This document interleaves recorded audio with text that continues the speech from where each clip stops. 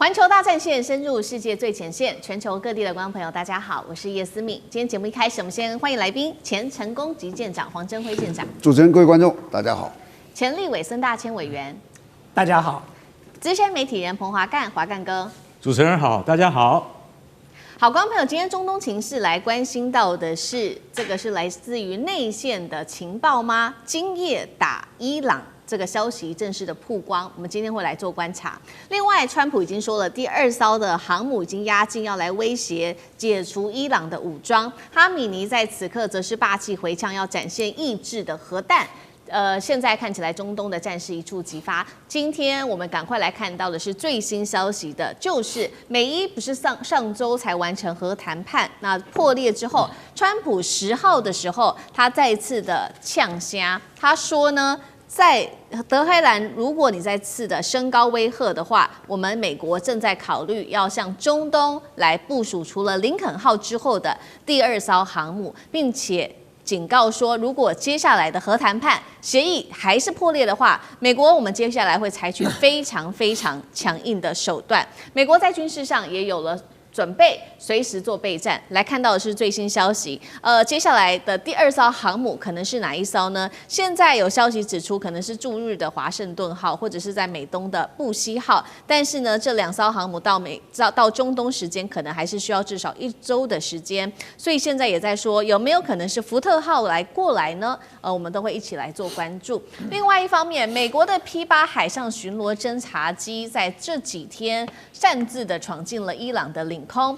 不过呢，我们来看到伊朗的空军强硬的表态了，在政治上面的立场却没有开火做拦截。再来就是我们持续看到美军现在正在强化自己在印度洋的关键轰炸机的基地，并且另外一方面，美军正是透过这一些运输机、货运机，将它的坦克从挪威运送到约旦去了。再来海上，这个是阿利伯克级的飞弹驱逐舰已经停靠在印度洋的这个港口，所以呢，节目一开始我们要来特别请教孙委员怎么看了。航母还在路上，但是我们刚刚特别提到的美军侦察机 P8已经到了伊朗的领空，现在是在威吓谈判，还是实际战前已经开始做一个宣告、做一个准备？委员怎么解读？这是川普很擅长玩的一个手法。我觉得川普其实很擅长的，在谈判之前或者谈判过程当中，都采取所谓的极限施压嘛。所以，如果川普说要动武，这句话是真的，他早就动武了。就是他吆喝威胁说要对伊朗动武，已经不是1天2天的事情了。我记得早在我这个节目大概好几个星期以前吧，就已经有来宾预测说今天就会动手了。结果呢，到现在为止都还没动手。那么川普不但还没动手，川普还说要等第二艘航母来的时候，可能再要动手了。那第二艘航母什么时候来也不太清楚。那当然，你说川普用这种极限施压的方法来对付伊朗，也是情有可原的。就因为他真的能动手，他动得了手吗？他经得起动手之后所承受的损失，然后动手之后那个没有办法去收拾的烂摊子，那美国要如何来处理？我觉得这是川普一直在考虑跟这个伊朗进行沟通协调究竟是何试战过程当中一个很重要的考量的基础。因为伊朗毕竟不是委内瑞拉，你委内瑞拉你可以斩首马杜罗，然后把他夫妇带走，然后你就可以找第2号人物接手，然后就成立一个至少相对亲美的政权。所以他可以用外科手术的方式去解决委内瑞拉，但是伊朗不是哦。伊朗哈米尼就算被你斩首了，还有第2个哈米尼，还有第3个哈米尼啊。他们有了马杜罗的教训之后，就算是哈米尼革命卫队的这些首领都不会同时聚集在一个地点的。对，所以就算没有了哈米尼，还有他的接班人，没有了那个接班人，还有下个接班人。所以对于伊朗来说，他要面对的是一个庞大的神权的政权，要面对的是一个庞大的这个神权支持的革命卫队哦。这个不是说复制委内瑞拉的方式就可以完成的，所以要处理伊朗，如果川普真的要动手，他就要有打地面战的准备嘛。我想舰长是军武出身，很清楚啊。你处理伊朗，你不可能轰炸，你就算轰炸把伊朗轰的这个遍体鳞伤，俄罗斯轰炸乌克兰轰炸了个半死，乌克兰也完全被占领吗？没有啊，他陷入了长期的焦灼战跟阵地战了。所以今天川普如果真的要动手对伊朗是个下重手，靠什么轰炸机，靠什么飞弹驱逐舰，那一点用都没有的。你就是实打实的地面部队，你要从头开始打到尾，把伊朗占下来，那么你还有可能说真正的结束这场战争，否则你就会变成一个旷日持久的拉锯战，然后就变成一场泥淖哦，那就变成美国又要陷入了另外一个这个悲剧当中了。所以我觉得其实你看川普操作的手法哦，看懂的人就知道要怎么对付他了。川普这个人是吃硬不吃软的，他硬你就比他更硬。所以当他那个时候说要打伊朗的时候，伊朗就说我准备了2000枚这个中程跟短程的飞弹，我可以把你整个中东的美军基地，包含你美军的这个盟国，包含以色列，我通通都焦土。他就这样做就够了。他就算消灭了伊朗100万人，美军只要死100人啊，这个川普就吃不了兜着走了。所以双方哦彼此的底气是不一样的。我今天可以鱼死网破，跟你玉石俱焚，你美国行吗？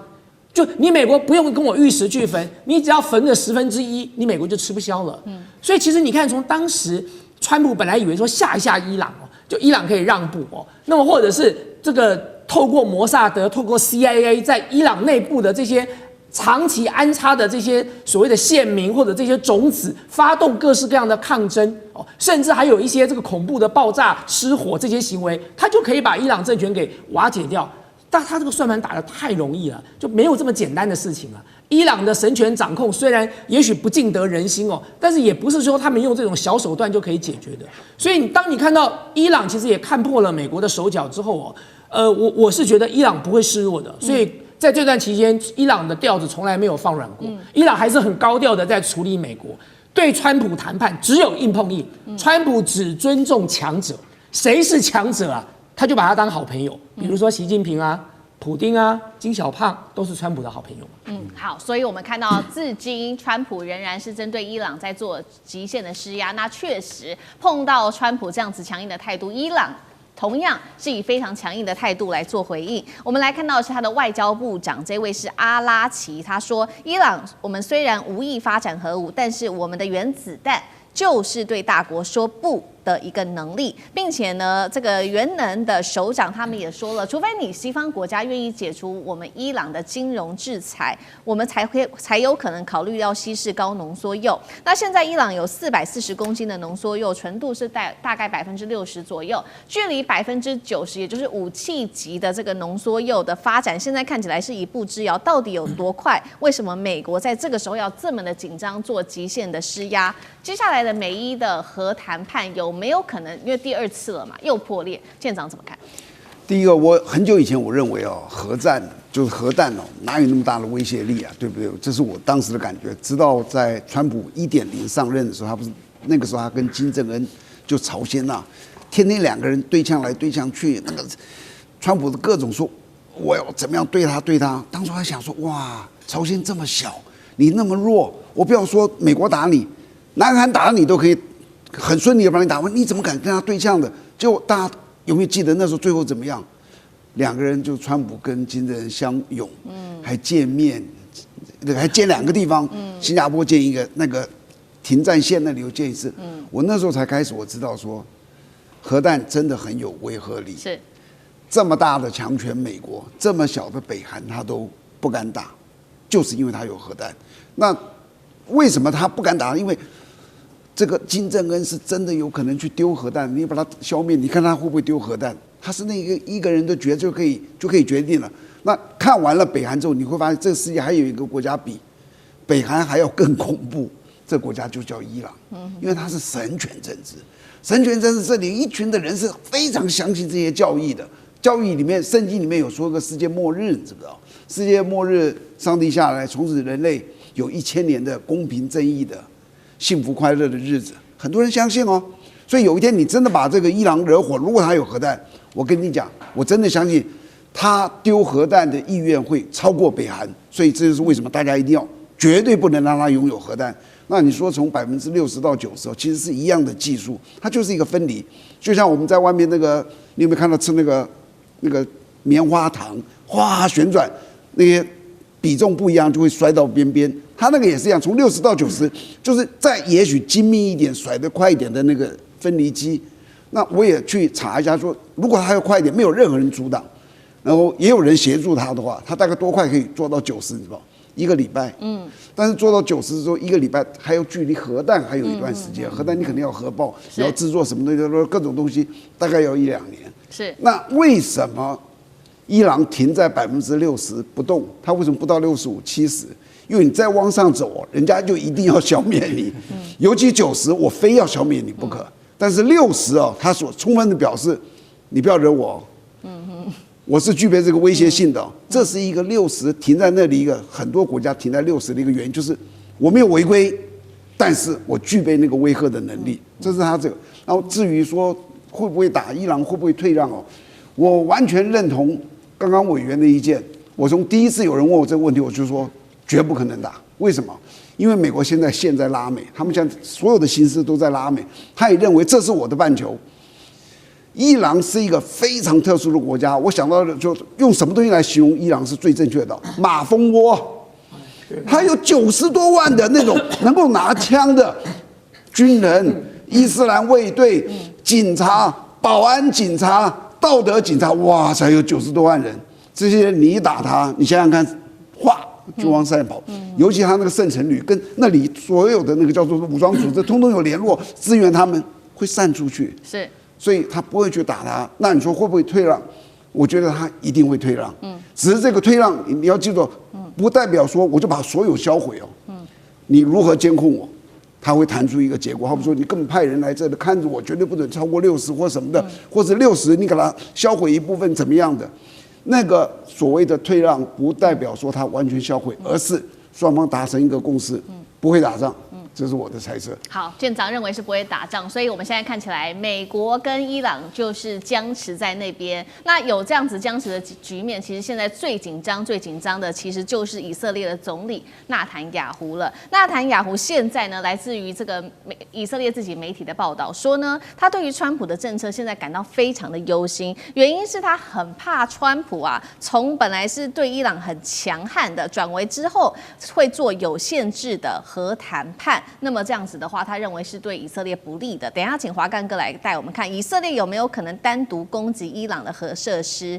那如果真的发生，伊朗有没有可能再以弹道飞弹来报复以色列本土？我们先来看到另外一个最新消息，就是呢，在一个加密预测平台，这个叫做 Polymarkets， 有一个可疑的账户哦，最新在这几天押注了10万美元，预测美国将会在今晚攻击伊朗，如果成真，报酬高达400万美元，引发外界质疑说，这个人这个账户有没有可能有得到什么内线的内幕？好，干哥怎么看？对啊，当然嘛，加密货币预测市场平台，一听你就觉得说，哦，好未来，好先进哦，对不对？他说，来，请下注，每个人，对不起，进入门槛是10万美金，但是如果一旦能够真的照你的预测，美国在不管是比如说今天晚上或者明天晚上。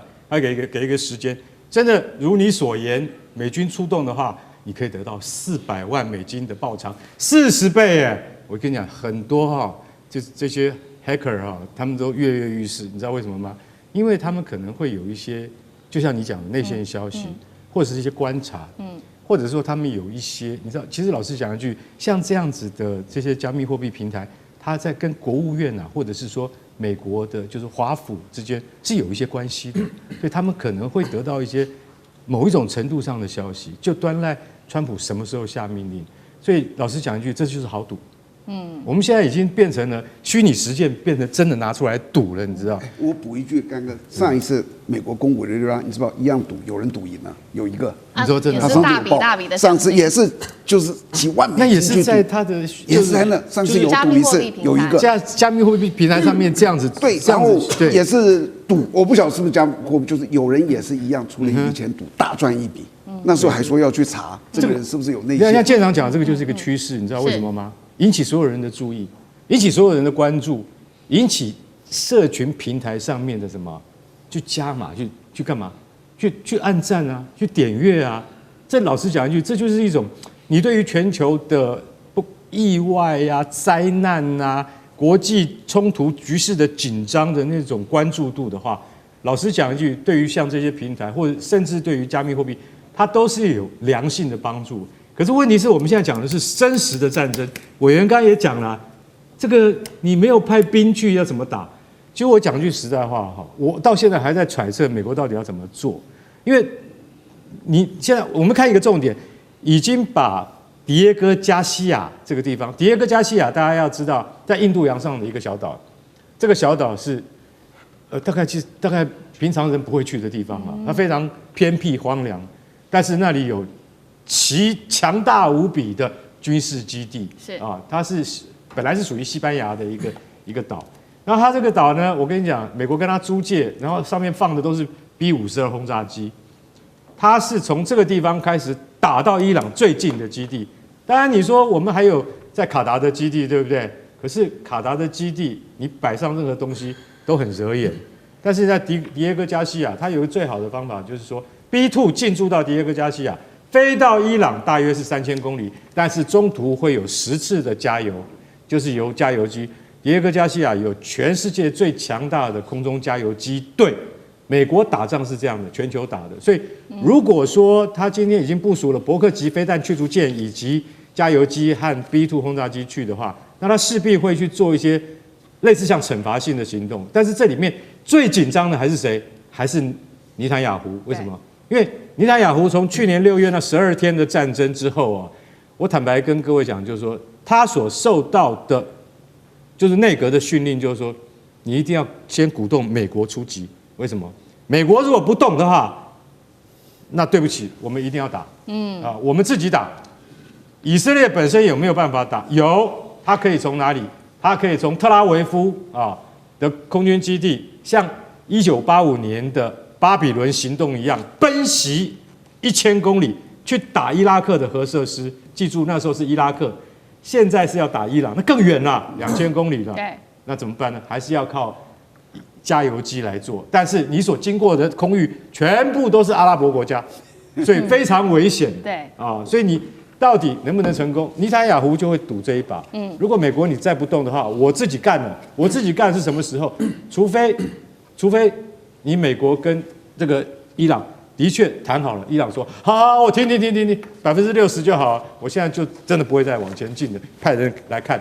如果能够做到这样，尼坦雅胡才会相信。不过我觉得很难的。外界其实之所以这么在意这个加密货币的平台的原因，是因为川普家族过去就是经营加密货币的。川普的2儿子就是投入了加密货币的公司，包含最近一个最大的新闻，那个阿联酋的这个国家负责情报的这个头子所掌管的国家主权基金，早在川普当选的时候就投资了一大笔钱进入他们的加密货币公司了。所以当然大家一看到这个平台做这样的对赌的时候，就会认为说它有其可信，甚至有泄密的可能。我觉得就是说今天晚上会不会动手不无可能的原因是说，你要看什么叫动手啊？动手是地面部队从现在就开始打了，就开始从边界登陆开始一起往前推，还是轰炸机炸一炸，飞弹射几枚战斧过去叫做动手？这很难讲哎。如果说只要有动手就算动手的话，那么后面后者就可以了。这个能够得到内线消息的人仍然可以大赚一笔。而且事实上用这样的方式也很符合川普的极限施压。他说你以为我不敢动吗？我现在就先射你20枚这个战斧飞弹，让你看看厉害，然后接下来再来谈。所以今天晚上有没有可能会动手？我觉得也不无可能，只是说到底是动什么手，动多大的手而已啊。对，谢谢委员。那我们休息一下，马上回来。地缘政治、美中之争、战略价值。